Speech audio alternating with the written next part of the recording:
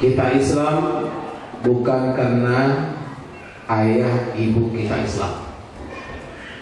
Kita Islam bukan karena kakek nenek moyang kita Islam. Tapi kita Islam adalah karunia Allah Subhanahu wa ta'ala. Bahkan memberi kita label, memberi kita nama sebagai Muslim, sebagai orang Islam, itu langsung Allah Subhanahu wa ta'ala. Ma ja'ala 'alaikum fid dini min haraj millata abikum Ibrahim huwa sammakumul muslimin. Bahwa Allah Subhanahu wa ta'ala lah yang memberi kita nama, memberi kita sebutan, memberi kita laqab dengan sebutan Muslim atau Muslimin, orang Islam. Tapi menjadi orang beriman adalah pilihan.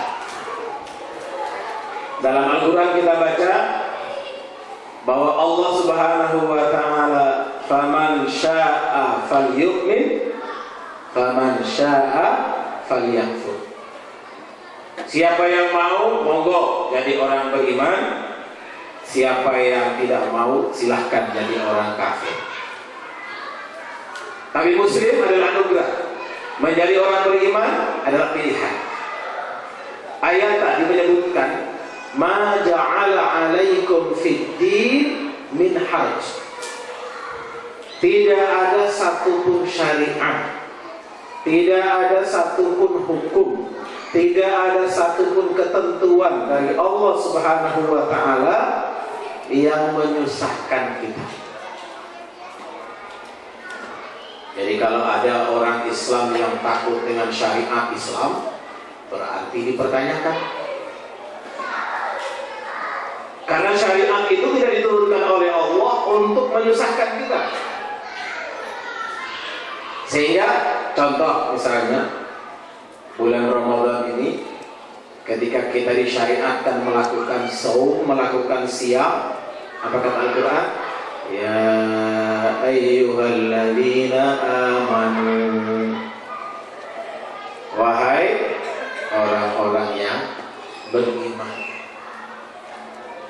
Bukan ya ayyuhalladzina aslamu, wahai orang Islam. Karena pilihan untuk melakukan atau menerapkan syariat itu pilihan. Pilihan buat siapa? Orang yang telah memilih jadi orang beriman. Jadi kalau ada orang yang ragu dengan syariat, tandanya belum beriman. Tanda orang yang khawatir dengan syariat, tandanya tidak beriman. Kalau ada orang yang takut dengan syariat, tandanya tidak beriman. Karena memang syariat itu tidak diwajibkan oleh Allah, tidak disyariatkan oleh Allah, kecuali hanya untuk orang-orang yang telah beriman. Apa sih pentingnya syariat itu? Apa sih urgensinya syariat sampai orang tidak akan disebut sebagai orang beriman kalau tidak bersyariat? Kita lihat apa yang disebut dengan maqasid asy-syariah. Tujuan syariat itu diturunkan oleh Allah. Jadi kalau di ayat tadi Allah sebutkan bahwa tidak ada satupun syariat, tidak ada satupun ketentuan, tidak ada satupun hukum dari Allah Subhanahu wa ta'ala yang buat kita susah, buat kita jadi tidak pede jadi orang beriman, buat kita kemudian menjadi rendah diri jadi orang beriman, buat kita sembunyi-sembunyi jadi orang beriman. Gak ada. Kenapa? Karena tujuan syariat itu disebutkan dalam kaidahnya bahwa yang pertama, syariat itu adalah lihifdziddin. Syariat itu untuk apa? Untuk menjaga agama.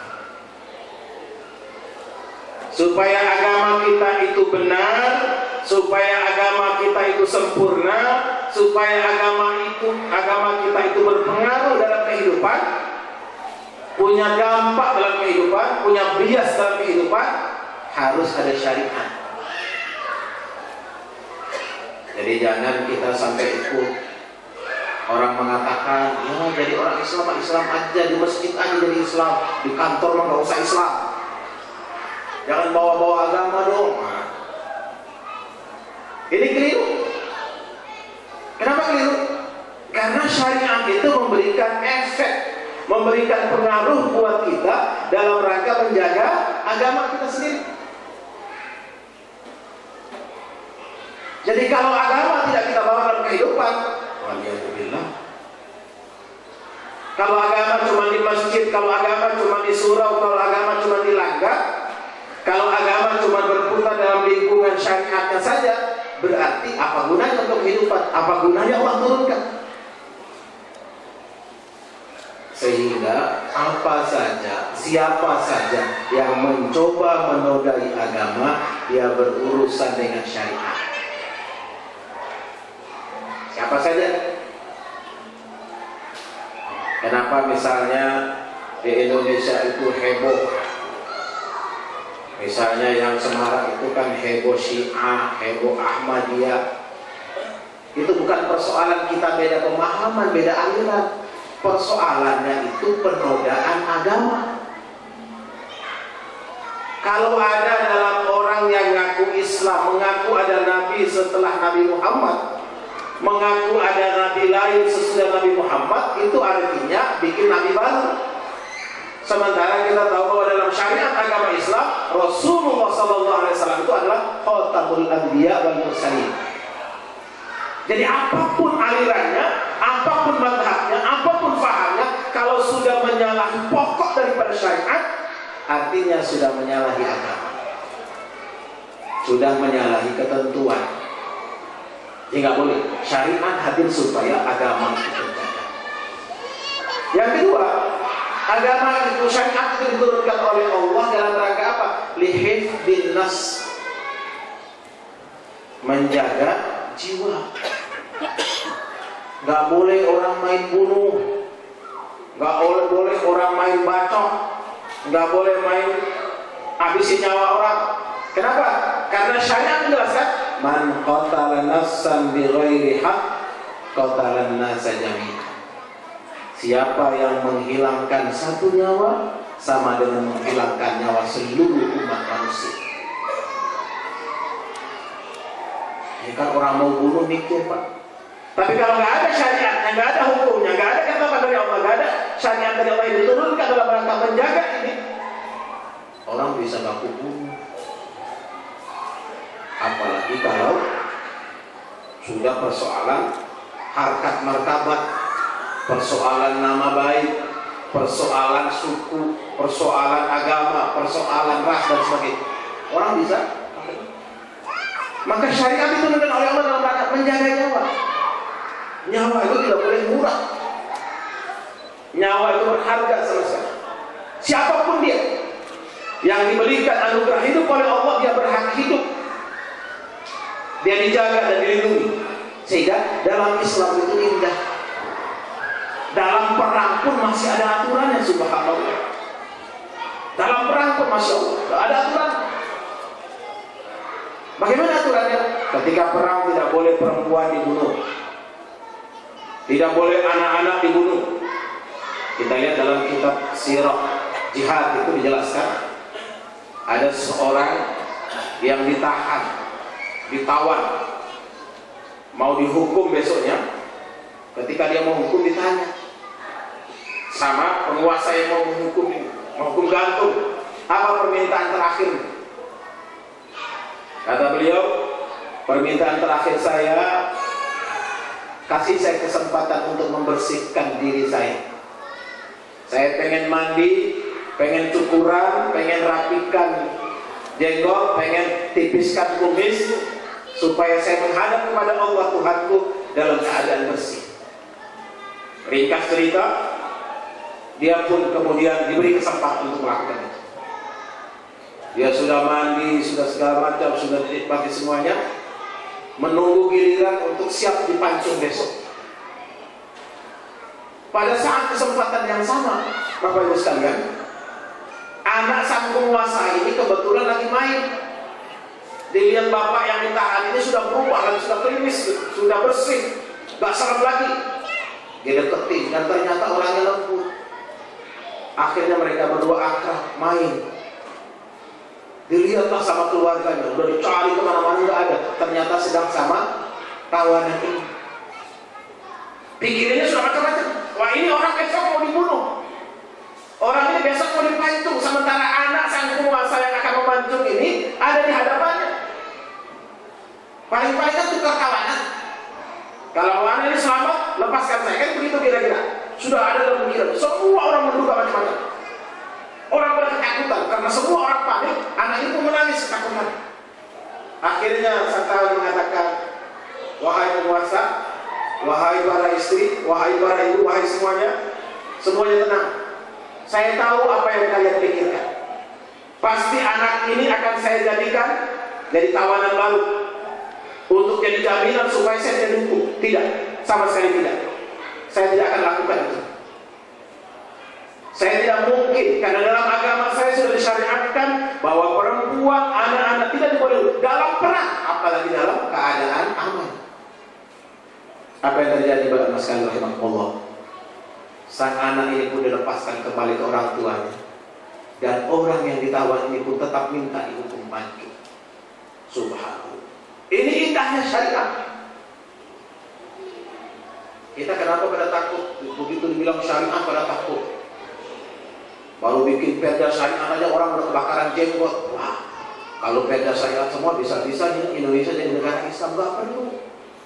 Indonesia cukup jadi Republik Indonesia sih. Karena negara kita ini sudah dicatat dalam undang-undangnya bahwa negara berdasarkan kepada ketuhanan yang Maha Esa. Sudah. Bukan negara berdasarkan kepada kesetanan yang luar biasa. Sudah cukup. Kita sholat alhamdulillah, bisa tarawih, bisa bekerja dengan nyaman, bisa pergi umroh, bisa berangkat haji, bisa keluarkan zakat, sudah cukup. Tinggal bagaimana menaikkan posisi kita, poin kita supaya syariat itu dijaga oleh negara. Syariat itu dijaga. Yang ketiga, syariat Islam itu hadir dalam rangka apa? Hifdzil mal. Ini kan indah. Kalau orang tahu apa gunanya syariat, syariat itu untuk menjaga harta. La ta'kulu amwalakum bainakum bil batil illa an takuna tijarah an taradin minkum. Janganlah kalian memakan harta di antara kalian dengan cara yang batil, dengan cara yang curang, dengan cara yang culas, dengan cara yang tidak benar. Uang tidak boleh beranak uang. Uang boleh jadi bertambah jadi uang lagi kalau sudah dibisniskan, sudah diniagakan, sudah dibelikan sesuatu kemudian meningkat nilainya, boleh jadi uang. Tapi kalau uang ditumpuk nggak boleh bertambah jadi uang. Kan indah. Indah nggak Pak? Pak, Bapak serius amat Pak. Indah nggak? Itu syariat. Dijaga. Jangankan yang sampai korupsi, jangankan sampai kepada pembunuhan, jangan sampai kepada perampokan, enggak. Yang sederhana saja di masjid ini, masya Allah. Syariatnya sudah ada, aturannya sudah apa? Namanya dalam fikih namanya babul wasl. Kita, Bapak, Ibu, mau ke belakang, mau ke toilet, kebetulan sendal kita di sebelah sana. Minjem sendal orang di sebelah sini, boleh nggak? Boleh tidak? Boleh? Boleh nggak Pak? Kok takut-takut jawabnya? Boleh nggak? Boleh. Boleh. Ada syaratnya. Minta izin sama yang punya.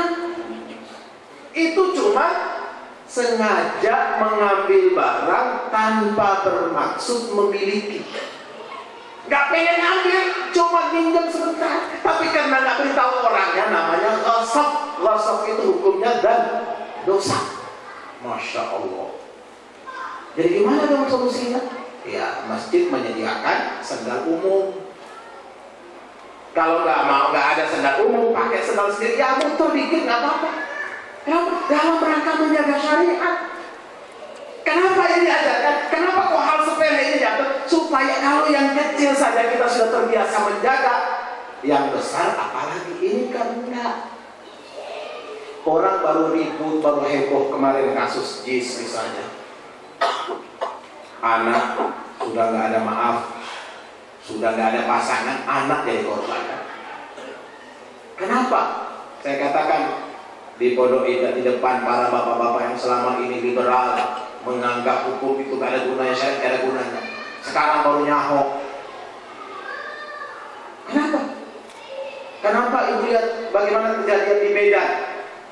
Benar Pak, di Medan yang keluar dari RCTI, seorang anak yang ketagihan, menzinahi ibu kandungnya berulang-ulang sampai hamil ibu kandungnya. Masya Allah.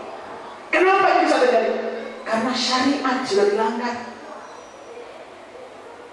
Karena syariat sudah dilanggar. Jauh sebelum kita melakukan kejadian ini, Al-Quran sudah mengatur. Ada namanya dalam Al-Quran Talatu Aurat. 3 waktu aurat. Pada dengar Pak? Kan jarang diceramahkan. 3 waktu aurat itu artinya waktu-waktu terlarang. Jangan sampai seorang anak masuk kamar orang tuanya sembarangan. Dirinci oleh Allah detail. Inda dhahirah, pada waktu istirahat siang. Seorang anak gak boleh sembarangan masuk ke kamar orang tuanya yang lagi istirahat siang, baik qailullah maupun tidur siang. Qailullah itu tidur sebentar sebelum zuhur, itu tidur sunnah. Jadi tidur sebentar sebelum zuhur itu tidur sunnah, namanya qailullah. Tidur sekejap supaya fit lagi, sehat lagi, segar lagi. Ba'dal isya, setelah isya memang tidur beneran, nggak boleh sembarangan. Kalau sekarang alhamdulillah rumah sudah masih ada pintunya, ada kuncinya. Kalau dulu kan enggak, cuma tirai. Maka diatur secara prinsip dalam Al-Quran. Di Al-Quran detail sekali. Kita lihat di Al-Quran tata cara sholat nggak ada Pak, tapi tata cara kita mengatur kehidupan rumah tangga, tata cara kita berekonomi, tata cara kita bermuamalah, tata cara kita berutang, tata cara kita berniaga, tata cara bagi warisan, lengkap diatur dalam Al-Quran. Kenapa? Karena memang syariat hadir dalam rangka melindungi itu, melindungi agama, melindungi jiwa, melindungi harta. Yang keempat, Islam hadir dalam rangka apa? Lihifdin nas, dalam rangka melindungi dan menjaga keturunan. Bapak, Ibu, kita kan kadang-kadang maaf, apalagi pejabat. Kalau orang pejabat atau suaminya tenar, para istri itu maaf, suka mendompleng nama suami. Ini tidak dibenarkan oleh syariat. Misalnya suaminya namanya Abdullah, bapaknya namanya Ahmad, istrinya namanya Aisyah. Kan harusnya Aisyah Ahmad, tapi karena suaminya Abdullah ini pejabat, suaminya Abdullah ini terkenal, suaminya Abdullah ini tenar, orang kan nggak tahu. Kalau Aisyah Ahmad orang nggak tahu, akhirnya ganti namanya Aisyah Abdullah. Boleh nggak? Boleh nggak Pak? Boleh nggak? Nggak boleh. Kenapa? Hari ini dia jadi istrinya dari Nyonya Abdullah, besok kalau dia nikah lagi sama Pak Agus, marah nggak Pak Agusnya kalau masih disebut Nyonya Abdullah, Bu Abdullah? Tersinggung nggak kita sebagai Pak Agus Pak? Tersinggung. Apa ini kok diatur? Diatur dalam Al-Quran untuk apa? Untuk supaya tahu. Innakum yunadu yaumal qiyamati bi asma'ikum wa asma'i abaikum. Sungguh kalian kelak dipanggil di akhirat nanti itu dengan nama kalian yang di belakangnya ada nama bapak kalian. Kita dipanggil di akhirat oleh Allah Subhanahu wa taala dengan nama kita dan nama orang tua kita. Suami mah bisa tuker, Pak. Mantan bapak ada? Nggak ada. Yang ada mantan suami, mantan istri, mantan anak, mantan orang tua, nggak ada. Ini syariat. Yang kelima, syariat itu hadir dalam rangka apa? Lihifdil aql, menjaga akal. Kenapa narkoba haram? Karena merusak akal. Jadi apa saja yang merusak akal nggak perlu cari dalil. Oh, ekstasi itu dalam Al-Quran nggak ada dalilnya. Innama ekstasi haram, nggak ada. Tapi nggak perlu dicari dalil. Kenapa? Karena ekstasi itu merusak akal sehingga diharam. Apa saja yang merusak akal? Mau ekstasi, mau tua, mau minuman mabukan, bir, angker, anggur dan lain sebagainya. Kalau mau mengharamkan dan merusak akal, haram. Sedikit banyak haram. Kenapa? Karena akan berpotensi merusak akal kita. Masya Allah. Yang keenam, oleh ulama muasir menyebutkan syariat itu hadir dalam rangka apa? Hifdzil bi'ah, untuk menjaga lingkungan. Kita bikin pabrik, boleh bikin pabrik dalam rangka apa? Mempekerjakan banyak orang. Tapi gara-gara bikin pabrik, orang di sebelah pabriknya kebanjiran, nggak boleh. Nggak perlu andal. Secara prinsip syariat sudah nggak boleh. Kenapa? Karena merusak lingkungan. Mendatangkan kebaikan diperlukan, tapi darul mafasid muqaddam ala jalbil masalih. Mencegah buruk, mencegah jangan sampai banjir itu harus didahulukan daripada mendatangkan kebaikan. Mendatangkan kebaikan buat sebentar orang, sementara orang, sedikit orang. Bisa jadi yang kerja tidak datang dari sekitar lingkungan itu. Tapi dampak karena berdirinya pabrik itu membuat lingkungan itu jadi banjir dan dirusak dan lain sebagainya, maka mencegah itu harus didahulukan, harus diutamakan. Inilah syariat. Inilah prinsip utama syariat. Sehingga orang beriman punya kepentingan besar dalam rangka menjaga syariat Islam. Kenapa? Karena menjadi orang beriman, kita sebutkan tadi, adalah pilihan kita. Gak ada paksaan. Jadi orang Islam anugerah, bukan karena nenek kita muslim, kakek kita muslim. Kita lahir dari orang yang bukan muslim sekalipun, kita adalah muslim. Kenapa? Karena ini anugerah. Jadi kalau besok bapak ibu temukan ada di depan rumah, ada bayi nggak jelas siapa orang tuanya, Islam itu nggak perlu disyaratkan. Kenapa? Karena memang sudah dijamin oleh Allah, ini anugerah dari Allah. Tapi apakah sebentar nanti dia jadi beriman atau tidak, itu pilihan. Tergantung apa? Tergantung tarbiyahnya, tergantung pembinaannya, tergantung kebiasaan di rumah, tergantung lingkungannya. Oleh karena itu bapak ibu sekalian, di bulan Ramadan ini kita belajar banyak hal. Allah Subhanahu wa ta'ala melatih kita bukan hanya menjaga hal-hal yang haram, tapi Allah mendidik kita, membatasi kita dari menjaga hal-hal yang halal. Makan boleh tidak? Boleh. Minum? Boleh. Tapi minal fajri hatta maghrib, di bulan Ramadan dari terbitnya fajar, dari adzan subuh sampai adzan maghrib, nggak boleh. Kalau yang halal saja dibatasi, yang halal saja kita dilatih untuk ditinggalkan sementara waktu, bagaimana yang haram? Maka insya Allah kita akan lebih mudah. Syariat itu hadir dalam rangka menjaga. Jadi kalau ada orang yang takut dengan syariat, kasih paham dia bahwa syariat itu gak serem. Jangan dibayangkan syariat itu pancung, syariat itu borok, syariat itu gantung. Nah, ini keliru, apalagi beredar. Itu hukuman kayak di Irak, ada yang lihat gak? Yang di YouTube itu beredar, di BBM beredar, yang dipancung tapi penggagal di belakang. Saya alhamdulillah pernah menyaksikan hukuman di Saudi, hukuman di depan mata kepala, menghukum orang dengan membunuh. Itu masya Allah indah Pak. Bukan membunuhnya indah, tapi cara menghukumnya itu masya Allah indah sekali. Tidak seperti yang kita bayangkan.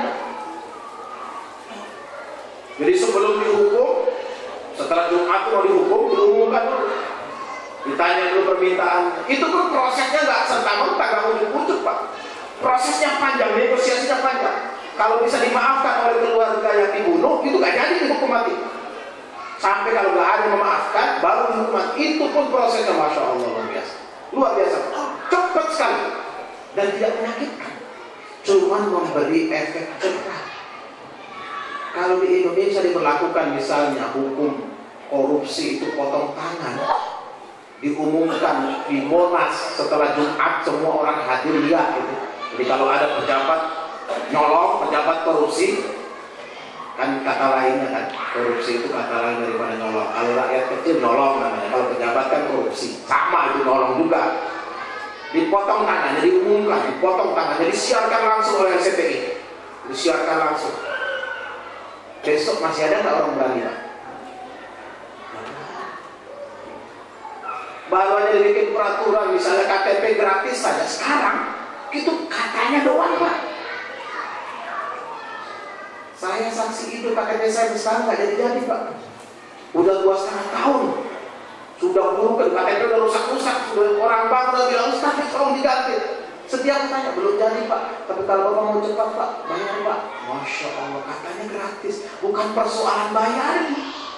Ini persoalan kita membiasakan sesuatu yang tidak baik. Bagaimana dulu? Sedikit lihat. Dulu ada orang di zaman Rasulullah, dia petugas pajak, petugas zakat. Ditugaskan dari Baitul Mal ngambil zakat. Sampai di rumah orang kaya dihitung zakatnya udah kelar, benar hitungannya, sesuai hitungan yang menurut syariat.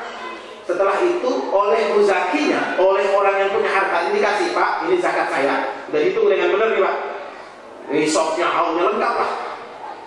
Sudah dihitung lengkap, dia bilang ini sedikit buat ya, buat ngopi-ngopi lah, buat ongkos lelah. Dia terima Pak. Begitu terima dia bawa, ini namanya orang jujur kan. Dibawa ke hadapan Rasulullah, ya Rasul, ini zakatnya orang ini, si fulan bin fulan, dan ini hadiah yang dikasih kepada saya. Rasulullah itu kan merah, kalau marah itu merah wajahnya. Rasulullah bilang, hei fulan, kalau kamu tidur di rumahmu, dia ngasih nggak hadiah? Enggak ya Rasul. Kalau kamu itu bukan petugas pajak, petugas zakat, petugas Baitul Mal, dia kasih nggak hadiah? Ya mungkin enggak. Kalau begitu serahkan ke Baitul Mal. Masya Allah. Kenapa? Karena kalau itu diambil sudah korupsi. Subhanallah. Apalagi lebih daripada itu. Ini mudah-mudahan ini menjadi pengetahuan buat kita supaya kita jangan sampai anti a priori dengan syariat. Syariat itu memberikan perlindungan kepada siapa? Bukan hanya orang Islam. Bukan hanya orang Islam. Jangan mentang-mentang tetangga kita kafir, main ambil aja orang kafir ini. Nggak boleh. Kenapa? Kafirnya dini, bukan kafir ham. Kafir yang hidup bersama kita, yang tidak ganggu kita, yang baik dengan kita, nggak boleh diganggu Pak. Karena mengganggu orang kafir yang tidak menyakiti orang Islam, Rasul mengatakan, ana fasamtuhu yaumal qiyamah. Saya akan jadi musuhnya dari kiamat. Masya Allah. Ini kan kita. Mudah-mudahan dengan Ramadan ini menyadarkan kita, membuat kita membuka mata kita bahwa syariat adalah bukan kepentingan Allah. Syariat bukan kepentingan Rasulullah, tapi syariat adalah untuk kepentingan kita dan kemajuan kaum muslimin seluruhnya. Insya Allah. Syariat tidak berlaku untuk orang Islam, tapi syariat itu berlaku hanya untuk orang-orang beriman. Mudah-mudahan kita termasuk orang yang disyariatkan oleh Allah, berhak mendapatkan penghargaan dari aplikasi syariat kita dalam kehidupan insya Allah. Terima kasih atas segala perhatiannya. Mohon maaf atas segala kekurangan. Yang benar semua dari Allah dan Rasulnya, jangan ragu-ragu. Yang keliru salah dari saya juga dari setan, Allah tajud kepada Allah agar Allah menjaga kita dari godaan setan yang terkutuk. Hadanallahu wa ta'ala. Wassalamualaikum warahmatullahi wabarakatuh.